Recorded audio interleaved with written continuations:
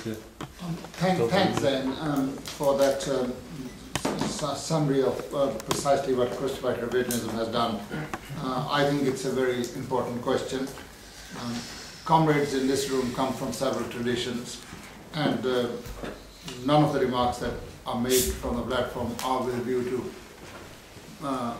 provoking comrades, but it's basically stating the facts. Because wherever you go, among bourgeois circles, even among working class circles, people will tell you these days cynically, communism does not work, we've tried it in the Soviet Union. And unless and until you're able to give an example as to why the Soviet Union collapsed, unless you're able to show that Soviet Union did not collapse because of the application of Marxism-Leninism, but as a result of the departures from Marxism-Leninism, you will not make any progress. So we're really almost back to the basics, to cite John Major's terminology. We're back to the basics. We have to go and defend the tenets and principles of Marxism-Leninism, because unless and until we do, we shall not be able to build a revolutionary working class movement, which means we shall see no more victory of the working class than we shall see our ears. And it's very important that comrades engage in serious debate and discussion over this question so we can resolve it, and resolve it not to our satisfaction, because that's less important, but to the satisfaction of the working class, whose future we advanced elements in it claim to represent. Nobody in the working class has come to us and appointed us as its representative, but since we have given ourselves that position, we might as well discharge it competently, skillfully, professionally, and honestly, and that's really the purpose of this debate. It's not an academic debate. It's not done for self-promotion. We do not earn our living by these presentations and papers. It is really so that we can solve the problems of the working class movement. With these words, I leave it to you to make any contributions, to ask any questions. You can be as polite or as rude as you like. It doesn't really matter. The main thing is that we must solve this very difficult question.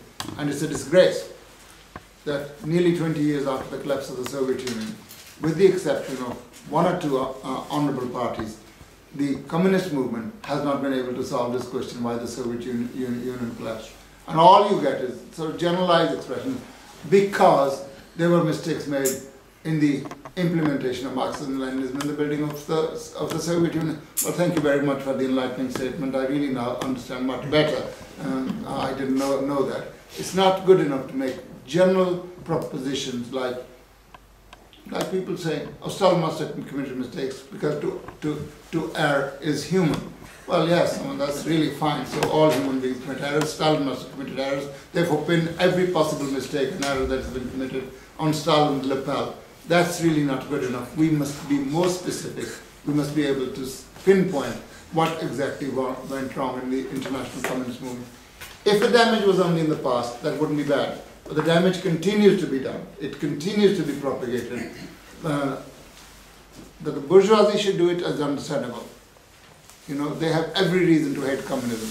They have every reason to be particularly patriotic about Stalin, who single-handedly, as the leader of the Communist Party of the Soviet Union, did more damage to imperialism than was done by anybody else. So they will not forgive him.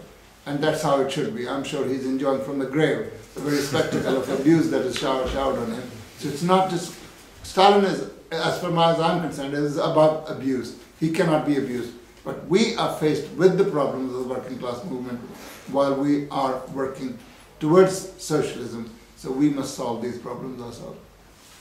Comrade over there.